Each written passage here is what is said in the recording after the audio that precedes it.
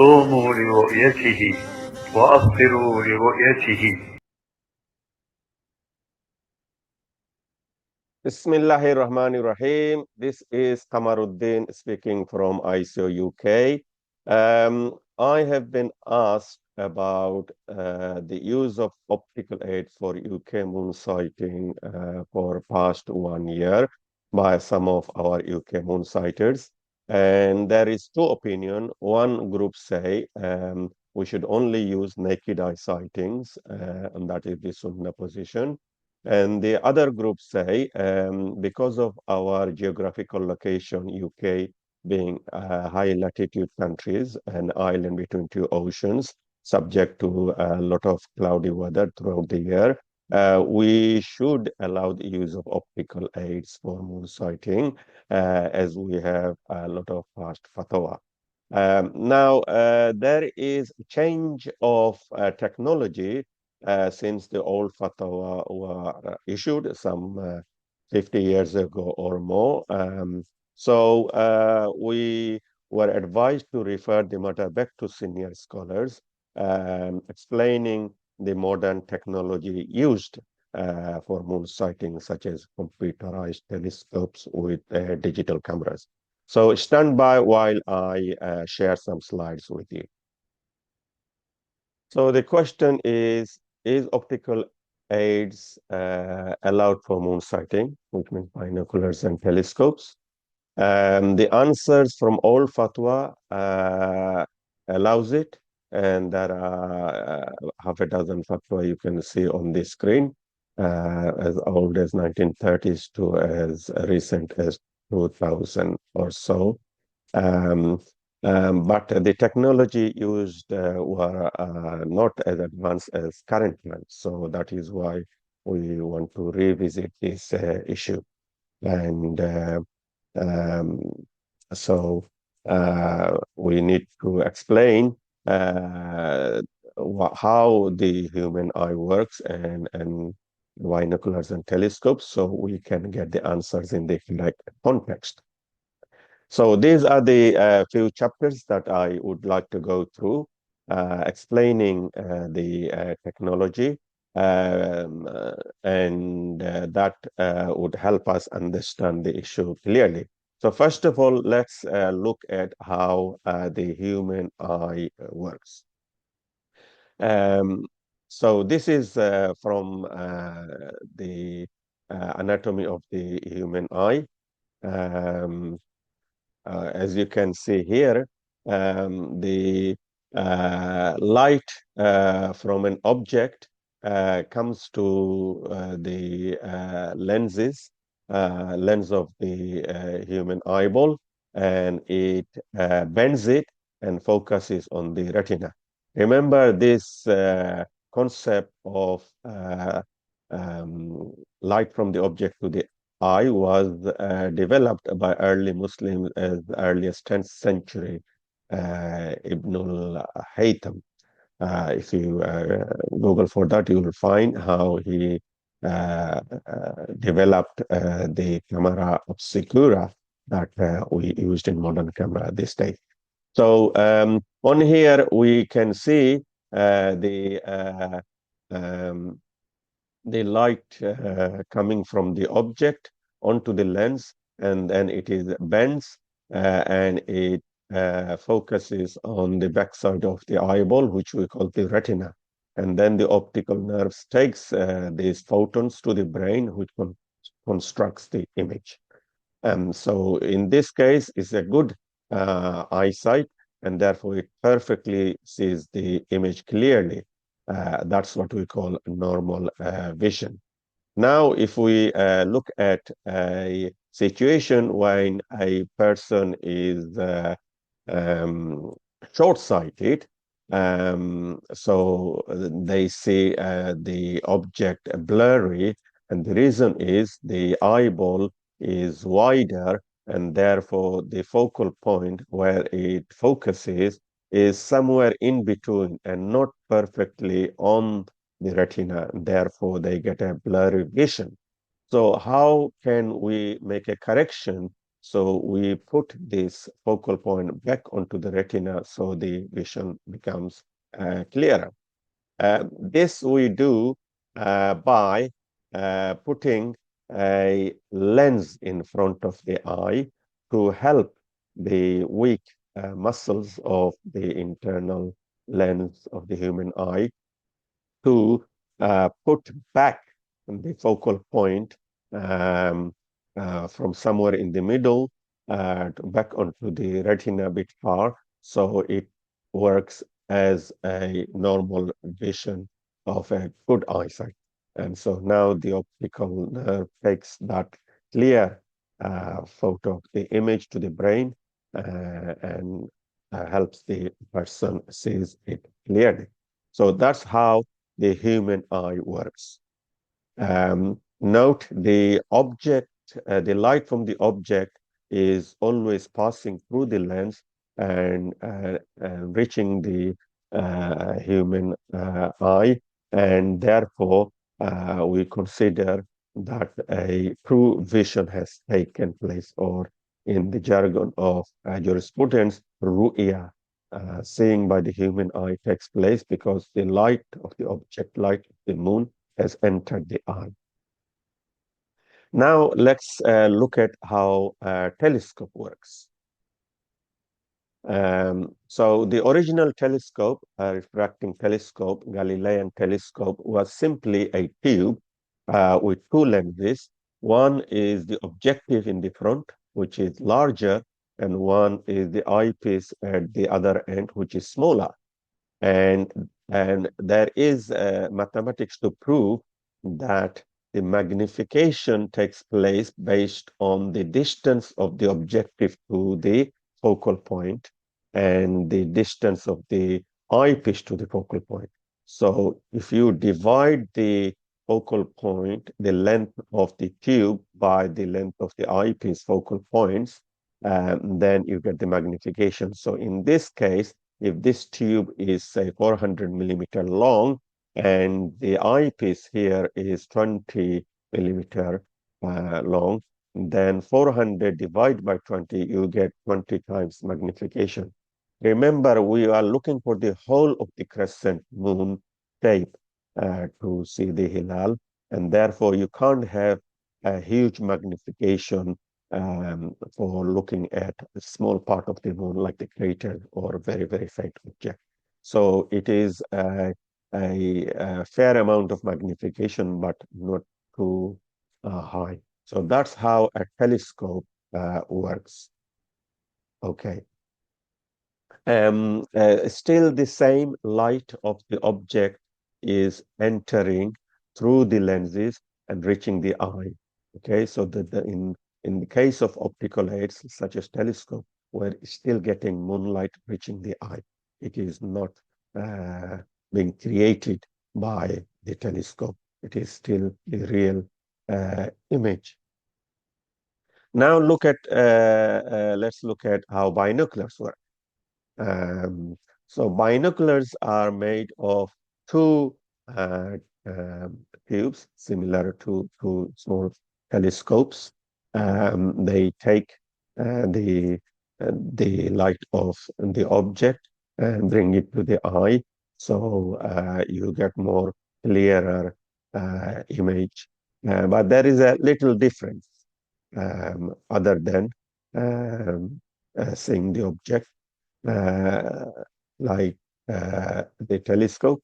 The object with the telescope gets inverted. So the top rays of light comes to the bottom ray, and the bottom ray goes to the, so the object gets inverted. Now that's not a problem if you are looking at the stars. If it's upside down, doesn't matter. Even if you're looking at the moon and if it's upside down, it doesn't matter if it's the whole moon, but the crescent should be flipped. So that happens with a normal refracting telescope. Okay, and for looking at terrestrial object, landscape, watching the birds or distance images, such as in sports, how can we get the image the correct way as the normal eye sees without any optical aids?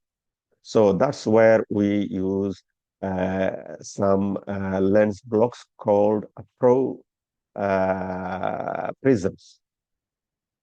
So pro prisms, as you can see in the binoculars here, that it is bent multiple times, and the objective image is inverted back to normal vision by this prism um, lens blocks, and it shows the image the right way up. And as the telescopes, it also magnifies it based on the ratio of the objective and the eyepiece. The binoculars has an additional function of having a single tip in multiple sections of inverting, and it is convenient for easily carrying in a handbag. There is a separate video. I'll put it on the description for you to see this animation of how binoculars re-invert the image that the normal eye sees so that it is the right way up. And as before, the moonlight or light from the object still coming through multiple lenses and reaching the eye. So technically, Ruyat is taking place. So in summary, a binocular is similar to a telescope, but it has two tubes and two porro prisms to both magnify the object to make it easier to see, and also they invert the image. And this is important for looking at landscape objects like birds and trees and players from a distance. Now, from our past 10 years or so data in the UK, we found that we can see an object with unaided eye, the naked eye, within HMNAutical Almanac Office category A and B. We can easily see that with the naked eye. And in the borderline of C, sometimes after people have used optical aid to find the moon, and then they were able to see it. But this is very few over the 10 years, probably about 3-4 cases of seeing by naked eye code C, but majority of the time is code AB. And that is, and that's only possible when the sky is clear. Now let's look at how digital cameras work.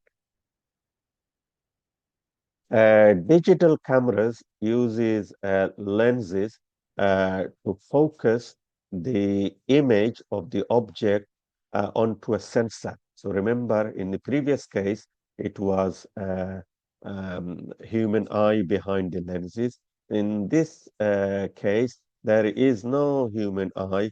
It is the microprocessor sensors that the image focuses on, and then the microprocessor takes that image and sometimes applies filtering to remove bright sunlight from the image to capture the photons coming from the moon. Okay, so the pre-processing takes place to generate the image, and then it stores it on its memory, and also displays it for the human eye to see. So what the human eye sees is not the direct image of the object, because there is no light entering the eye. It is entering the processor, and the processor reconstructs the image, converting pixels into electrical signals. and that creates the image. And of course, there is another video which explains that with animation, and I'll put that in the description. So there is a difference, subtle difference between optical aids and camera. Optical aids still passes the moonlight to the human eye, whereas a digital camera or an astro camera using CCD or CMOS that does filtering of sunlight does not pass the light to the human eye. It is a reconstruction of what the camera sees. Now, let's look at the HMNAutical Almanac Office visibility map codes, how we can predict the visibility of the moon on any particular location on Earth. So here is one of the maps from 5th August 2024, Safar Hilal. Most of the equatorial countries and southern hemisphere were code A. They were easily able to sight the moon because this is rising from the opposite hemisphere. But UK being a high latitude countries, it is in code C. So only possible to see it if it is found with optical aid first.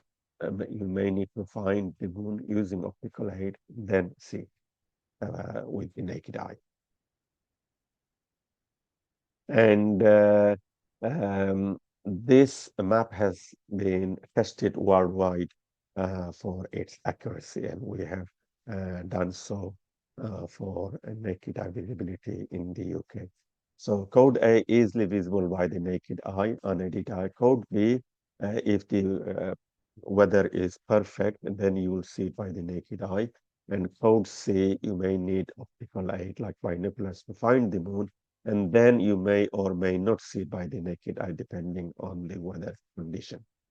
And as you can see, on Monday, 5th August 2024, Safar Moon, UK was mid-code C, and we had 3 people who traveled for clear skies to Margate Beach in Kent, and they were able to see the moon with binoculars. And their report is on ICOUK UK website for Safar page. If you type in that link, you will find the full report with declaration.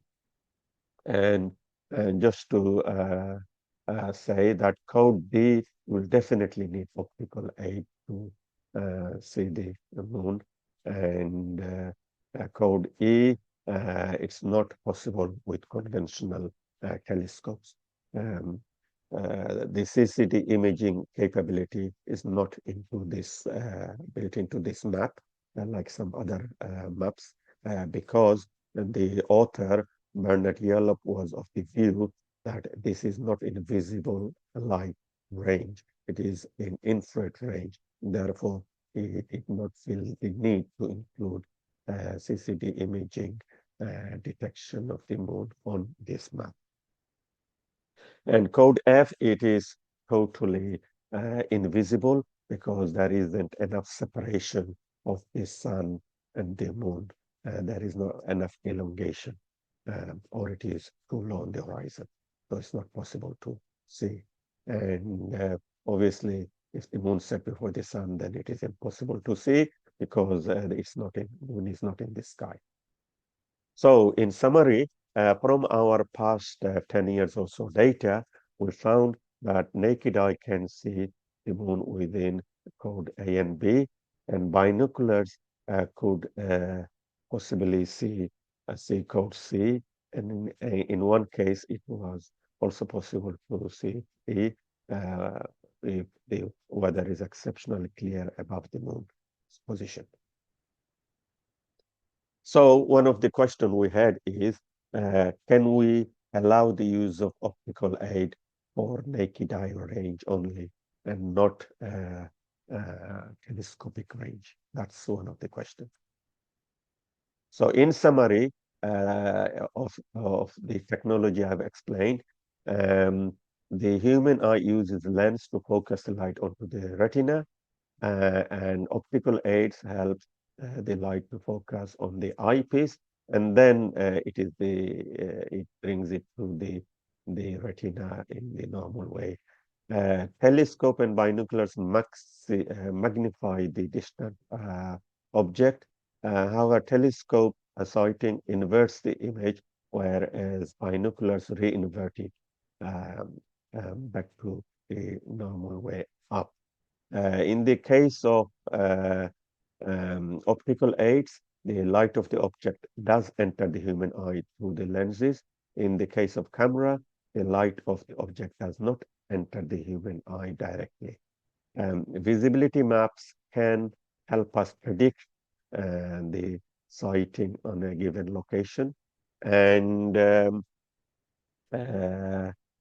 if we use optical aids, then it will help us sight the moon within the naked eye range and possibly in the telescope range. So that's the explanation of the current technology. And also the telescope, in modern telescope, use a computerized mount which precisely locate the moon more accurately than manually. And also the optics has improved over the last 10 years, so they can show the object more clearly than it was possible in the previous decade.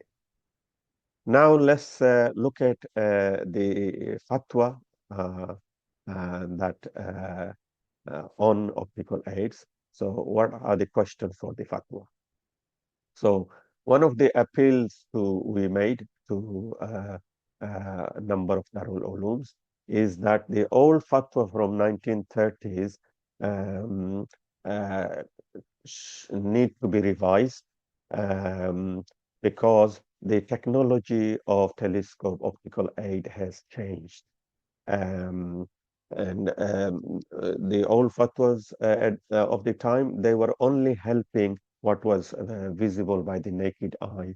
But nowadays, the technology seems to bring object which is perhaps slightly outside the human eye range because of accuracy of computerized mounts and improvement in the lenses.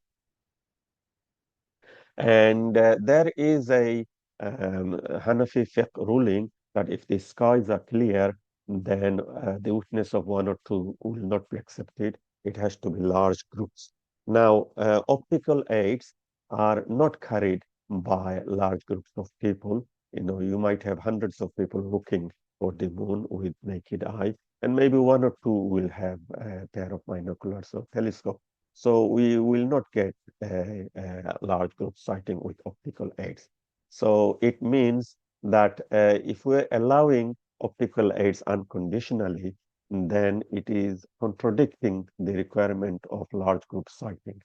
So should we revise the old fatwa and limit the use of optical aids to human range so we can still continue to get the possibility of large group sightings?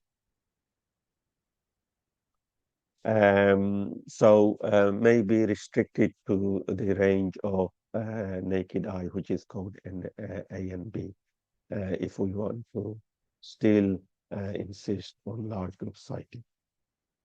And however, we should still take benefit of optical aids to find the moon because in mainland Muslim countries like Morocco or Asian countries or Arab countries,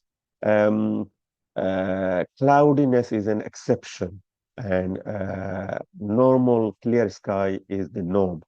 But it's the opposite in the UK, where it is mostly cloudy normally, and in rare cases, it is very clear.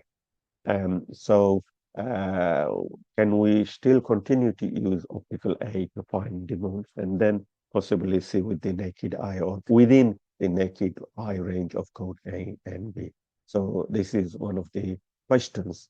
And I think it is agreed by people of knowledge that CCD camera cannot be used for testimony purposes because the testimony comes from a person, and looking at a camera generated image is like looking at a photograph.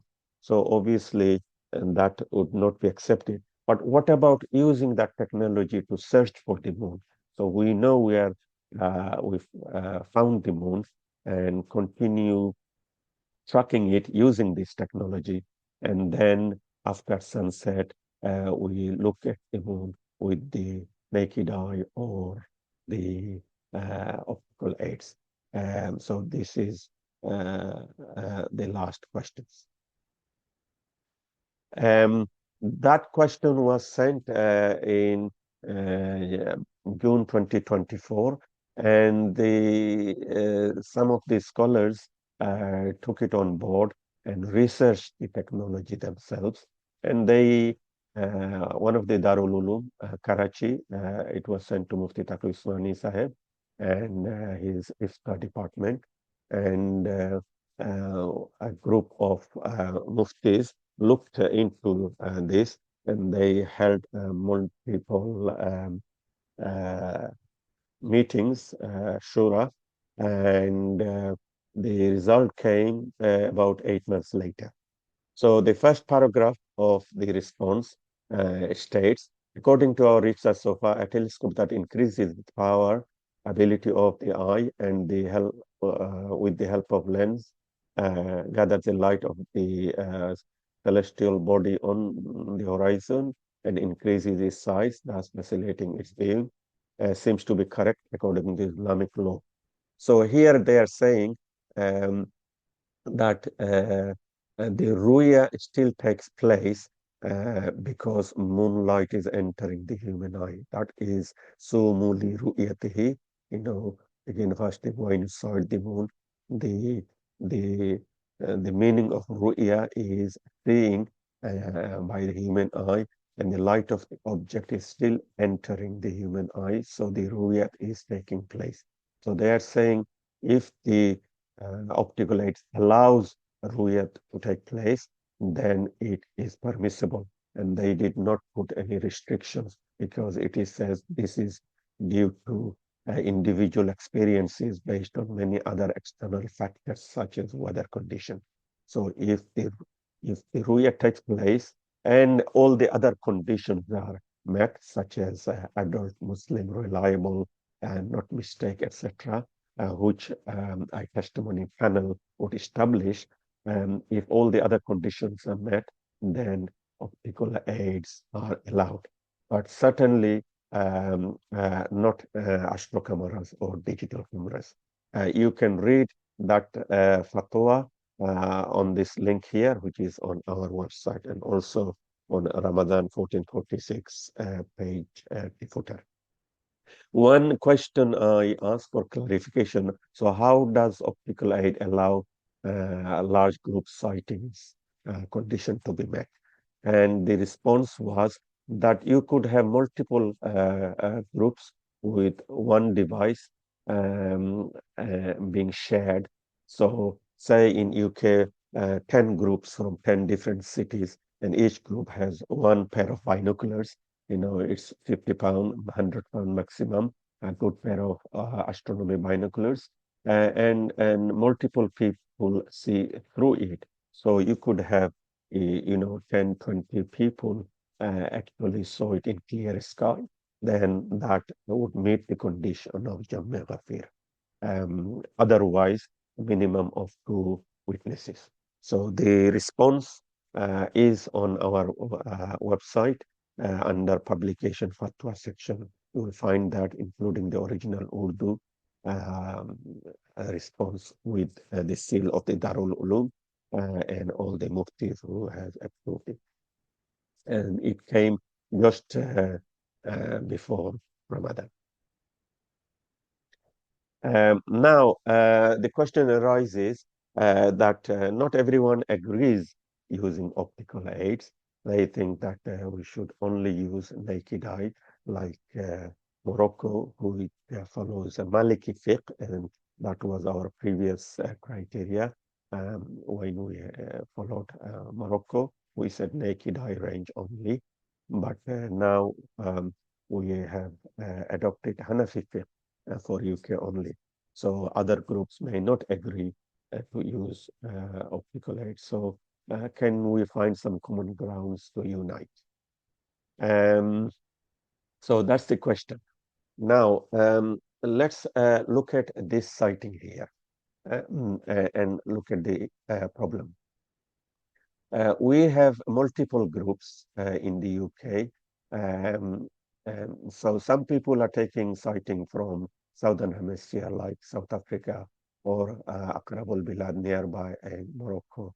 And on 5th August 2024, mid-Code C here, the moon was sighted by binoculars by 3 brothers who traveled to Margate, Kent. And this report is on our Safar page. And they cited it. And we held a testimony panel meeting, and we had everyone saying it should be accepted.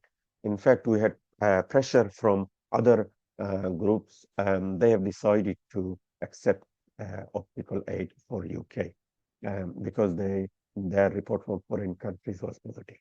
So that's fine. But we are limiting to UK boundaries only. So our ulama, in the light of previous fatwa, if you look at the lunar standstill fatwa on the ICOUK UK website front page news, you will find that it is permissible. It is not necessary, but it is permissible to use if there is a need, provided all other conditions are met. So everybody agreed to accept that sighting with optical aids. Now, let's look at the winter month when the sighting is coming, when the moon is coming from the southern hemisphere. This is lunar standstills month. When the winter month, the moon is very low on the UK horizon and very high in the spring. It happens once every 18.6 years.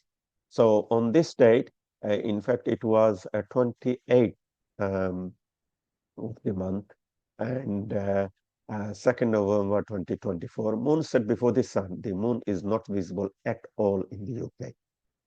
So there was no sighting. But we had other people jump from there to foreign countries and say, oh, it's not possible to see in the UK. What about Morocco? Did they see? Morocco, they didn't see Code C or border with B and C, and they did not see the moon, even though the moon was probably about 30 hours old. So they went to 8,000 miles to South Africa, and they said, they've sighted it. Okay, so they start the month, even though the moon is totally invisible in the UK. So if we want to unite, how can we unite only when foreign countries sight the moon, and then they will accept the UK sighting? So it is possible for UK to be one day behind other countries in some of the months, and other months it will be same as other countries. And some of the other months, it may be one day before other countries.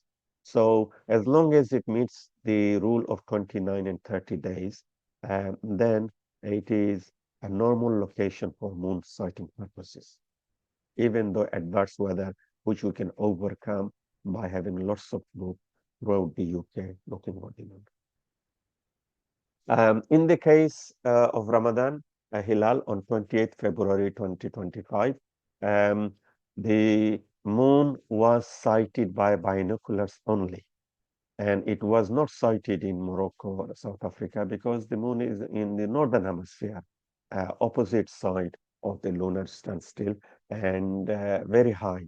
So a few months, the moon in the spring will be very high than normal, and in the winter very low than normal. So in the winter, we overcome that issue by completing 30 days, even though it may not be visible on 30th or even first. But according to Shari rule, فَإِنْ غُمَّ عَلَيْكُمْ فَأَكْمِلُوا ثَلَاثِينَ يَوْمًا. If it is cloudy, then complete the month is 30 days. So we overcome the low altitude moon by completing 30 days. But when it is high altitude, we can easily see the moon. And some people who might say, oh, it looks like second day's moon. But note that whether the moon is first or second days is not based on its size, it's some other factors. So now the people who follow foreign countries, they start disputing we shouldn't accept binocular sighting. But over here in August, they say we should use binocular sighting. But over here in February, the following year, they say we shouldn't. So that is contradicting the rules. We should have consistent criteria, rules. So if we all can unite on a boundary, then we can agree on the details. This is the proposal we have, that we can achieve unity if we can collaborate all 12 months of the year and agree on a moon sighting boundary, because there is no problem of sighting the moon in the UK throughout the year, even though it may be sometimes a day later or sometime a day earlier. There is one question that we have coming up. Dhul Hijjah in future, the moon might be seen by naked eye if the weather is clear, but it may be, if it's cloudy, seen by optical aid. Should we accept that or not? You may not agree to accept it, so you do complete 30 days. If you accept it, then it would be a united start of the month. But jumping to other countries would not lead to unity, because different country will have different start dates. So we really need to agree on the boundary. Then we can say, let's do away with optical aids altogether. But that is not possible to discuss unless we agree on a boundary. Now, you might say, well, I don't agree with ICOUK moon sighting decision by the testimony panel. And so what's the point of reporting? We say you should still report, because it is a national database for all the Muslims of UK, regardless of the criteria they follow. And then you might say, oh, our Eid-ul Adha is going to be different if we follow one criteria and not the other criteria. That question is specifically written many years ago, which is on our website, that Eid-ul Adha is not connected with Hajj. Because Hajj came 7 years after Eid-ul Adha was started by the Prophet ﷺ at the same time as Ramadan. I think that's all I have to say. Jazakallah khair. Wassalamu alaikum wa rahmatullahi wa barakatuh.